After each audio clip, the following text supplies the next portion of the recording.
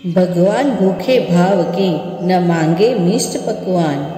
श्रद्धा से जो कोई भजे उसे दर्शन दे भगवान। भगवान भाव के भूखे होते हैं। जो उसे सच्चे मन से भजता है भगवान उस पर कृपा जरूर बरसाते हैं।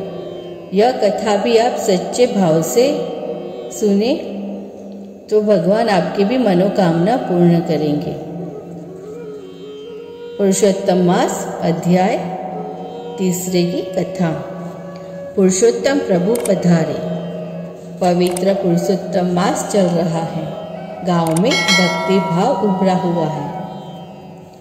लोग नदी पर नहाने जाते हैं, कथा वार्ता सुनते हैं, दान दक्षिणा देकर घर वापस आते हैं। गांव में एक भोली गवालीन रहती है। वह भी सब लोगों के साथ नदी पर नहाने जाती है। एक बार खाकर घर के काम में लग जाती है। गवालीन ने पूरी श्रद्धा से पुरुषोत्तम मास पूरा किया। अब उद्यापन भी करना चाहिए ना। उसने गांव में तपास की तो भावी को ब्राह्मणों को खिला रहे थे।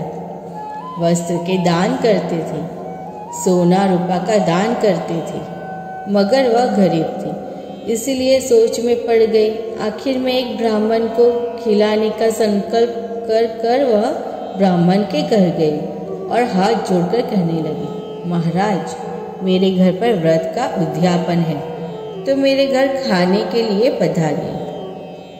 ब्राह्मण ने कहा, अगर चकाचक लड्डुओं का भोजन मिलता हो तो मैं आने के लिए तैयार हूँ। गवालीन बोली, महाराज लड्डू बनाने के लिए मेरी स्थिति नहीं है।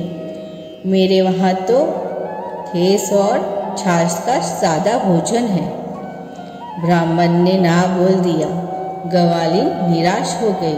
दूसरे ब्राह्मण को न्योता देने गई, मगर सादा भोजन की बात सुनकर वह ब्राह्मण ने भी न्योते का अस्वीकार कर दिया।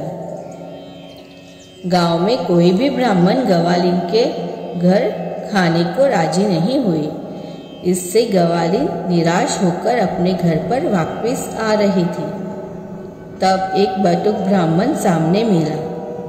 गवालीन ने उसको पूछा, महाराज आज मुझे व्रत का उद्यापन करना है और उसमें एक भूदेव को खिलाने का मैंने संकल्प किया हुआ है, मगर दुख की बात यह है कि कोई भी ब्राह्मण मेरा न्योता स्वीकार करता नहीं है। यह बटुक ब्राह्मण खुद पुरुषोत्तम प्रभु थे। वे परम भक्त गवालीन के वहाँ आए थे। वे गवालीन को कहने लगा, बहन अगर तेरे घर पर लड्डू का भोजन होता तो कोई भी ब्राह्मण तुझे ना नहीं बोलता। गवालीन कहे, प्रभु बात तो तुम्हारी सही है। मेरे घर पर तो सादा भोजन है, इसलिए सब खाने के लिए आने की ना बोलते हैं। अगर आप मुझे जैसी गरीब पर दया करके मेरे घर पर खाने को आओ और मेरा संकल्प पूरा कीजिए।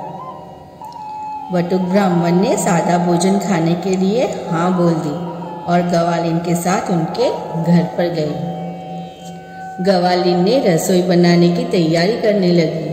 तब बटुक ब्राह्मण बोले, बहन हम ब्रह्मचारी दूसरे के हाथ की बनाई हुई रसोई खाते नहीं हैं, इसीलिए मुझे रसोई का सामान दे दीजिए, मैं खुद बनाकर खा लूँगा। जल्दी से सामान दीजिए, मुझे बड़ी जोरों से भूख लगी हुई है।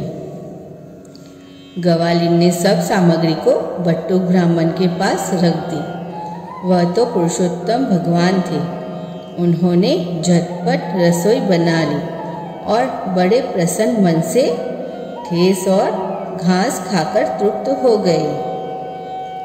थोड़ी सी प्रसादी गवालीन को भी दी।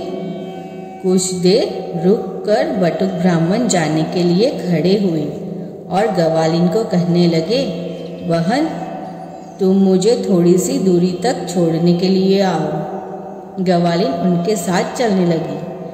वे कुछ दूरी तक गए तब वहाँ एक पेड़ आया। वह पेड़ था और वह आंवले के फल से लटपट था। बटुक ब्राह्मण आंवले तोड़ने के लिए पेड़ पर चढ़ गए। इससे आंवले के फल जमीन पर गिरने लगे। फिर बटुक जी आंवले खाते हुए नीचे उतर आए और कहने लगे, बहन, ये आंवले एक कपड़े में बांधकर घर ले जाओ, ये तुमको बहुत काम में आने वाले हैं। अब मैं मेरे घर चला जाऊंगा। इतना कहकर पुरुषोत्तम प्रभु अंतर्ध्यान हो गए। ग्वालिन आंखों को चोल छोड़कर देखने लगे कि बटुक जी इतनी देर में कहाँ चले गए, मगर प्रभु की लीला का पार कोई पा सका है। यह आंवले को कपड़े में बांधकर घर पर गई। घर पर आकर बटुक जी ने जो प्रसादी रूप में थोड़ी सी घेंस और छाछ दिए थे, उसको उसने ढक के रखा था। अब उसको भूख लगी थी, इसलिए थोड़ा सा खाने के लिए उसने वह ढक्कन हटाकर अंदर देखा तो उसमें विविध जात के पकवान थे। फिर अचानक ही उसकी नज़र कपड़े में बंधे हुए आंवले पर पड़ी। उसमें जगमगाहट हो रहा था, इसलिए उसने कपड़े में से आंवले बाहर निकाला तो उसमें आंवले नहीं मगर हीरे और मोती थे। यह सब चमत्कार देखकर ग्वालिन समझ गई कि मुझ गरीब के घर पुरुषोत्तम प्रभु पधारे थे, मगर मैं भोली उनको पहचान न सकी। वह पछताने लगी कि यह तो मैंने प्रभु दर्शन की आई हुई तक गुमा दी। अब प्रभु कब पधारेंगे और मैं उनके दर्शन करके मेरा यह शरीर पावन करूंगी। ग्वालिन ने अन्न पानी का त्याग करके पुरुषोत्तम प्रभु को याद करके आंसू बहाने लगी। उसके श्रद्धा पूर्वक की भक्ति का विजय हुआ। प्रभु ने प्रार्थना सुनी और वे फिर से बटुक स्वरूप ग्वालिन को दर्शन देने के अंतर्ध्यान हो गई। इस तरह श्रद्धा पूर्वक व्रत से भोली ग्वालिन की मनोकामना पूर्ण हुई। उनके घर आकर पुरुषोत्तम भगवान ने, हे प्रभु, आप जैसे भोली ग्वालिन को फले, इस तरह आपका व्रत करने वाले को अवश्य फलना। जय श्री कृष्ण। अगर आपको ये वीडियो अच्छी लगे तो शेयर, लाइक, सब्सक्राइब जरूर करें।